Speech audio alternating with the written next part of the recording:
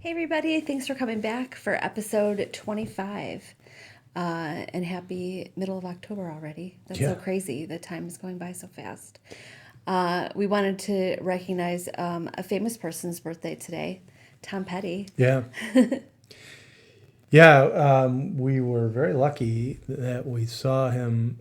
Well, we already mentioned that, but I'll mention it Yeah. again. Very lucky that we saw him only a couple of months before he passed away. We got tickets to see him down in Champaign, Urbana, Illinois, What a great and concert, too. I mean, it was like yeah, so awesome just because obviously he played all of his famous songs, which we all know and love so much.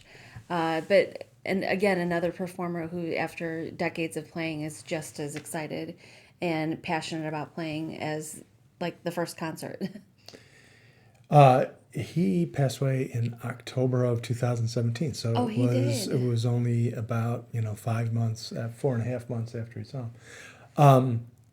He and the opening act when we saw him the last time was Joe Walsh, which So is pretty good. funny. Not the politician, the Two different people. the guitar player who had a solo career and was in the Eagles, obviously.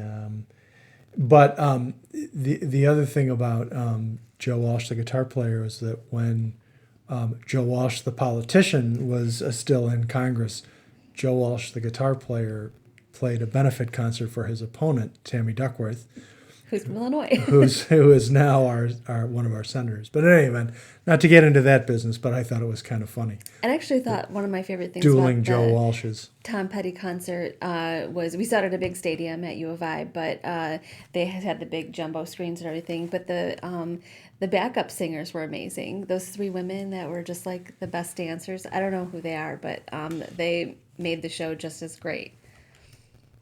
Yeah, and although it was kind of funny that this, it was a sort of like a 40-year retrospective of Tom Petty's career.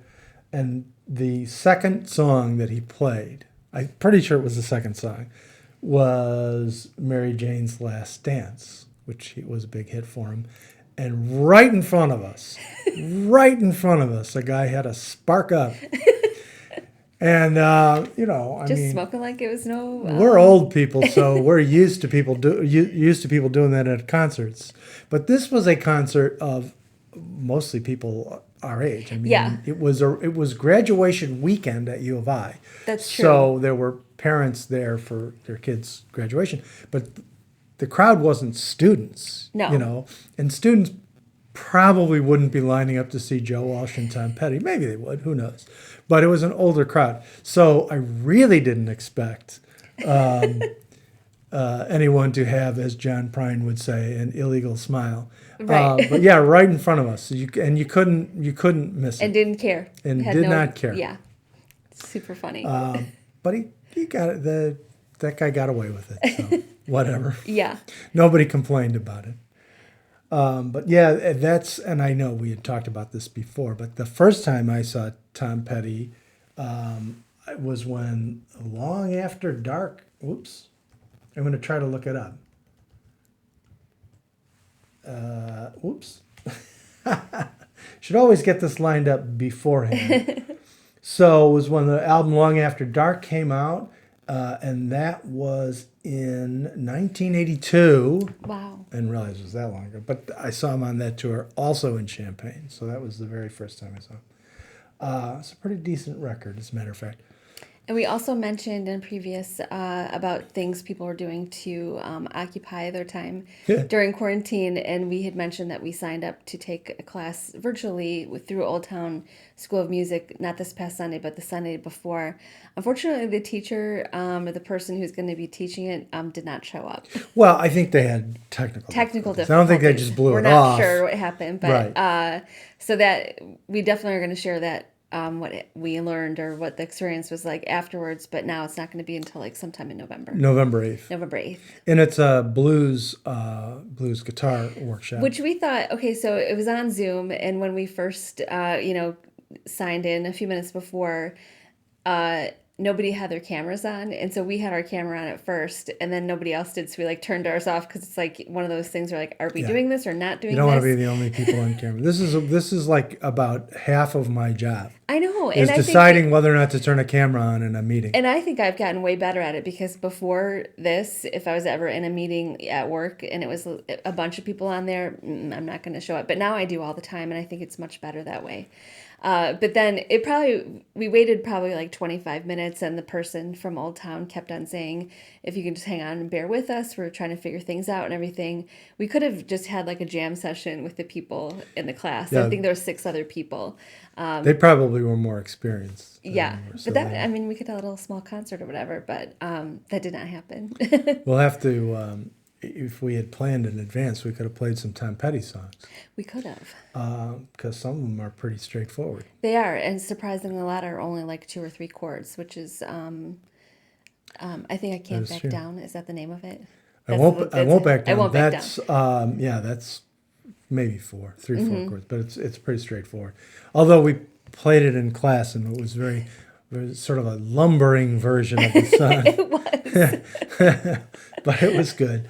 And also, what was well, Wildflowers is actually really easy to play, and it's a fantastic song. That's only 3 chords. That's true.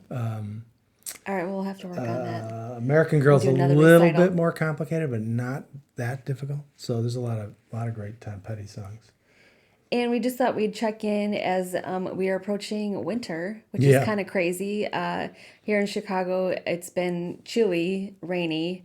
I know we're going to get some warm weather the end of this week, so it's not totally over yet. But as we approach going into the holidays and being still in lockdown, just wondering how it's going where you live. You know, is Yeah. it still pretty much on lockdown? Are you doing things? Here they are having trick or treating in our town, Yeah. which we're surprised about. Obviously, our kids are grown, so we're not taking any kids around or anything. But our plan is just to get a bowl and put it out on the porch, Yeah. and just keep filling it up for those. And I think they're doing it during the daytime, so it's not going to be Right. dark out. Because it's on a Saturday. Mm-hmm. So, yeah, I was a little surprised that we're doing it, in part because I think, all along, one of the big concerns has been, things that you handle. Like when, for a long time here, you couldn't bring reusable bags to the grocery store. Right. Because they didn't want you bringing something in that's been in your house that you might have breathed on or handled or whatever. So they wanted you to use the grocery store bags. Most stores didn't want to take cash because they didn't want to have to handle it. And I think they still hand it don't want back any and back. cash. Right. I think the preference is still plastic. We were just joking about So- like I can't even remember last time I touched money. Yeah. So it's an odd thing that we're going to send little kids to everybody's houses to have candy that's been in another person's house. But our theory is buy it in a bag, on that day at the appointed hour, Right. open the bag, put it in a bowl, put the bowl out. You don't really have to handle anything. And it's Right. been inside a bag the whole time. I mean, we're fine. None of us, we're all healthy. wood.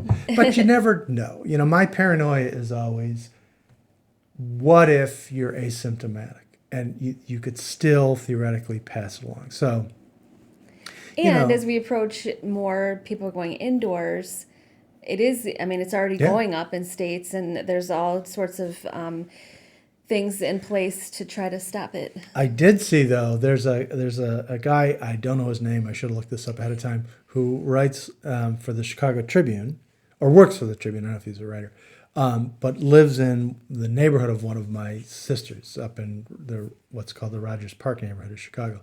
And he came up with. I don't know that he invented this idea. Maybe other people are doing it, but there was an article in the Tribune about what they did. They've got a long PVC pipe. And they decorated it like with Halloween themed decorations, and I think there's just like a little elbow joint at the end or something like that, and they're gonna put the candy in the tube so they can stand up on their porch.